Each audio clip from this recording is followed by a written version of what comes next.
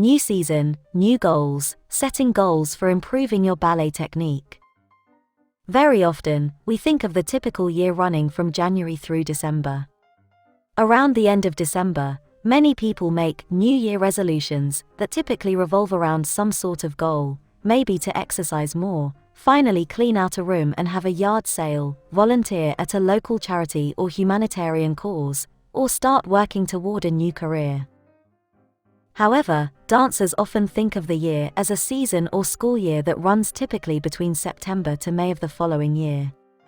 With the new season coming up, why not think of some New Year resolutions, or better yet, goals? There are many reasons why you should start the new season with some personally created goals. The key here is, of course, personally created. The idea is that you are able to identify things you would like to see improved in your dancing. This may be more difficult for beginners, but especially beginning at intermediate levels where you've got a good grasp on technique, this can be very beneficial. Here are some steps to consider following on your path to accomplishing your new goals for the year.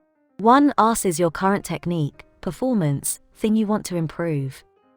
What do you think is the most lacking in your technique? Remember, much like a chain, your technique is only as strong as its weakest aspect. Think about the basics, like straight knees, lines, flexibility. Your goals may sometimes be the things you enjoy the least, but know you should work on them. 2. Create a couple attainable, long-term goals. Where do you see your technique in about 8 months? While it's important to set high standards, they must also be reasonable. For example, if you're just barely to do a double pirouette, try to consider getting just a clean double, at most, triple, by the end of the season. Going from an unpredictable double pirouette to nailing 5 ending on a balance every time usually doesn't happen in a few months, and that's to be expected. Ballet isn't easy, so don't make your goals impossibly hard. 3. Create many, short-term goals. Now that your long-term goals are established, how are you going to get there? These are your short-term goals that are best to achieve month by month. For example, if your arabesque could use improvement, what will help improve it besides doing arabesque over and over and over? Don't say just trying to whack your leg higher. Possibly working on a straighter legs, or not opening your hip too much. Or maybe your grande allegro could use some height, so working on grande battements could help. Identify these related short-term goals and they will help with your long-term. If you need help figuring out how to improve something specific, ask your teacher. A knowledgeable teacher will always have something to say. 4. Create your plan of action. With goals in mind, consider your plan of action for these goals. What is the time commitment for them? Are you taking enough classes? Can some of them be worked on at home? Taking more classes can become an issue and you certainly don't want to overdo it, or may be limited by offerings at your school.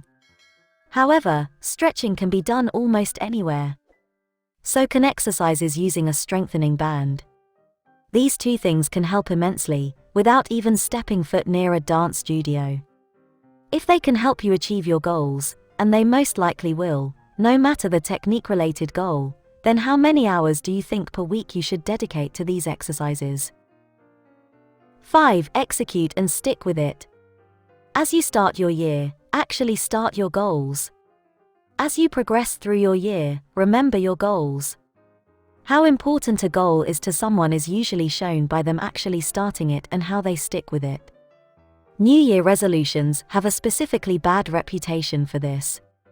How often have you heard someone enrolling at a nearby gym for their Get Fit New Year's goal, only to hear a year later how they've been twice, and one time every elliptical was being used? Or maybe never even went to the gym at all. Don't let your goals become just words or hype.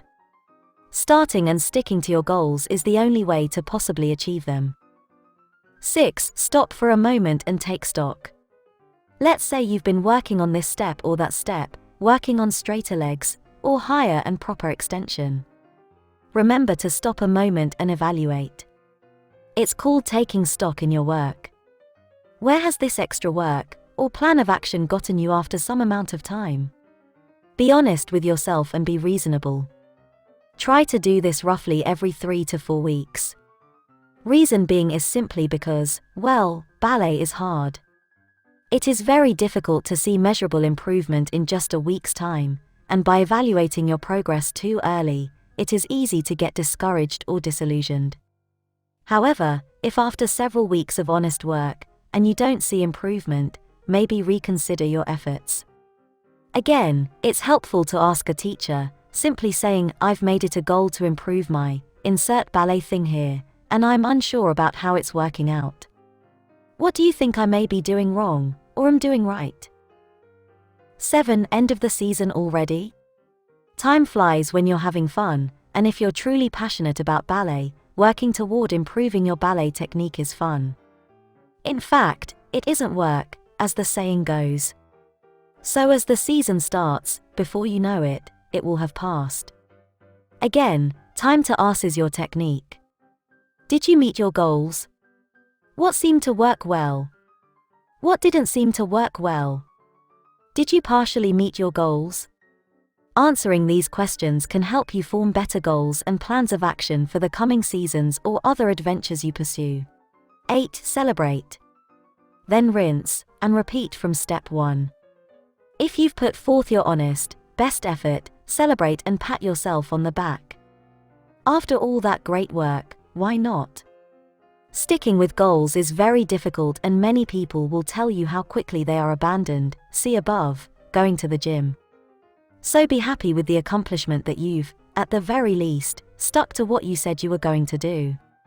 And if you had a good plan of action, it's very likely you can see improvement. It's okay if you didn't accomplish all of your goals, because now maybe you've realized it's about the process. Just think, if you always met every single one of your goals at the exact time you thought you would, there may be a chance you aren't setting them high enough.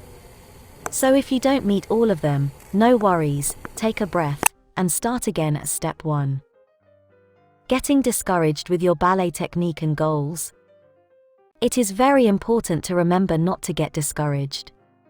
I know, easier said than done, we all have bad days where it seems any effort is pointless.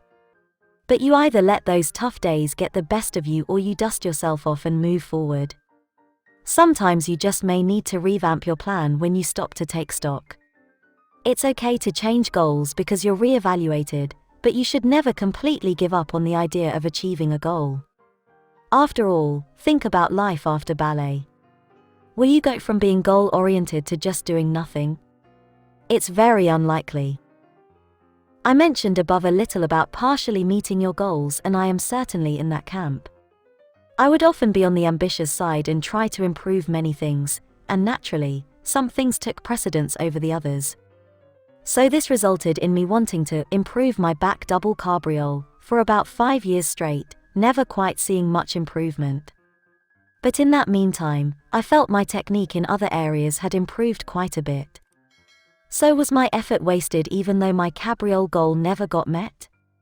Of course not. Lastly, remember everyone improves at different speeds, and it isn't always consistent since there are many variables involved. 1 week, you may feel stellar, while the next, you feel you've lost it all. Regardless, you must always remember this fact: ballet is not easy. Knowing ahead of time that it won't always be smooth sailing can often prepare you so you aren't affected or derailed. Remember, if ballet was easy, you wouldn't need to be setting goals in the first place. Use this as encouragement and reason, set goals, then work both hard and smart.